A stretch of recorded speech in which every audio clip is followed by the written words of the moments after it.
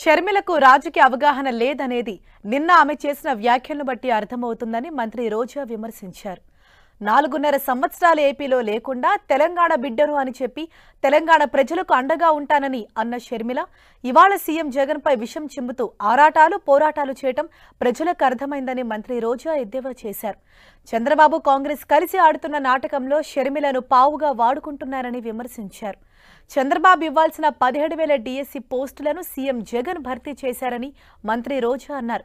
మళ్లీ ఇప్పుడు 6,100 డిఎస్సి పోస్టులకు నోటిఫికేషన్ ఇచ్చారని తెలిపారు.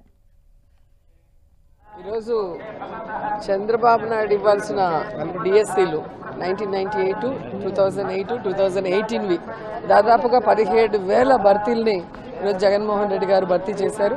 మళ్ళీ 6,100 ఇప్పుడు నోటిఫికేషన్ ఇచ్చారు. సో ఆమెకి రాజకీయ అవగాహన లేదు అనేది నిన్న ఆవిడ చేసిన హడావిడి చూస్తేనే అర్థమైంది. 4.5 సంవత్సరాలు ఆంధ్రాలో లేకుండా తెలంగాణ బిడ్డని తెలంగాణ ప్రజలకు అండగా ఉంటానని ఈరోజు జగనన్న మీద విషం చింతూ షర్మిల గారు చేసే ఈ పోరాటాలన్నీ చూస్తే ప్రజలకు అర్థమైపోయింది. ఇది కేవలం చంద్రబాబు నాయుడు కాంగ్రెస్ కలిసి ఆడుతున్న నాటకం. దాంట్లో షర్మిల గారిని పావుగా వాడుకుంటున్నారు అనేది అందరికీ అర్థమవుతున్న విషయం.